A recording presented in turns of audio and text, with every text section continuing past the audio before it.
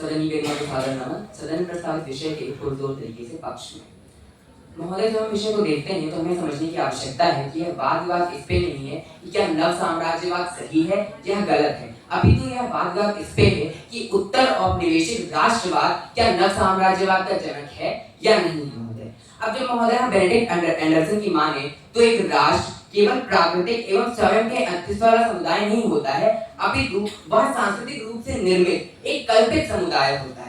और जब हम उपनिवेशवाद में इस राष्ट्र को देखते हैं या फिर उपनिवेशवाद में राष्ट्रवाद की परिकल्पना को देखते हैं तो यह राष्ट्रवाद किसी एक विशेष वर्ग के द्वारा बनाया गया होता है, क्योंकि वहां पर शैक्षणिक एवं आर्थिक रूप से बहुत सारी असमानताएं आ जाती हैं। और जब यहाँ पर इन राष्ट्रों को स्वतंत्रता मिलती है तो यही वर्ग राज्य का रूप ले लेते हैं, अर्थात यही वर्ग राज्य बनाते हैं। अब महोदय, इसे हम यदि राष्ट्रीय स्तर पर, राजनीतिक स्तर पर या फिर भौगोलिक स्तर पर देखें तो यहाँ पर राज्य बन चुका है। अब राज्य के हाथ में संप्रभुता की बागडोर है। ऐसे में राज्य हर वो प्रयास करेगा जिससे उसकी संप्रभुता सुनिश्चित हो सके। राज्य हर वो प्रयास करेगा जिससे उसकी नए उपनिवेशवादों से सुरक्षा सुनिश्चित हो सके।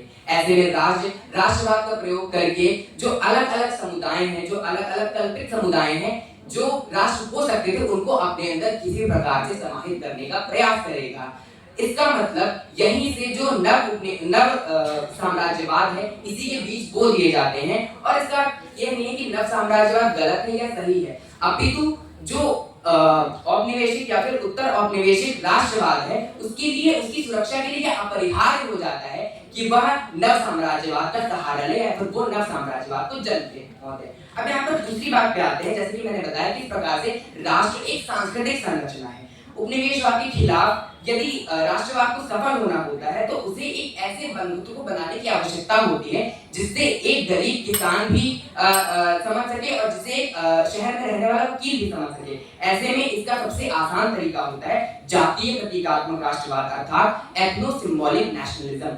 यह राष्ट्रवाद औपनिवेशिकता के समय पर तो काफी अच्छे से कारगर साबित होता है, परंतु जब उत्तर औपनिवेशिक समय आता है ऐसे में राष्ट्रवाद जन्म देता है सांस्कृतिक समरूपीकरण को, अर्थात कल्चरल होमोजेनाइजेशन को। इससे आंतरिक सांस्कृतिक नव साम्राज्यवाद उत्पन्न होता है, जिससे जो छोटे छोटे संस्कृतियां होती हैं वो नष्ट होने लगती हैं और छोटे छोटे संस्कृतियों का दमन होने लगता है, जिससे नव साम्राज्यवाद उत्पन्न होता है। महोदय, यदि इसको मनोवैज्ञानिक या फिर वैचारिक स्तर पर देखें तो हमें समझ में आता है कि राष्ट्रवाद का उपनिवेशवाद के समय पर लक्ष्य होता है स्वतंत्रता प्राप्त करना, लेकिन जब उपनिवेशवाद से वह स्वतंत्रता प्राप्त कर लेता है और नव उपनिवेशवाद के दौर में आते हैं हम, तो यहाँ पर राष्ट्रवाद का लक्ष्य कुछ और बन जाता है। वह लक्ष्य होता है प्रभुत्व स्थापित करना, वह लक्ष्य होता है कि जहां भी उसको मौका मिले वहां पर प्रभुत्व अपना स्थापित करने। इसका मतलब इन सभी आयामों को देखते हुए यहाँ पर हम ये कह सकते हैं कि जो उत्तर औपनिवेशिक राष्ट्रवाद है वह नव साम्राज्यवाद की संरचना का जनक है।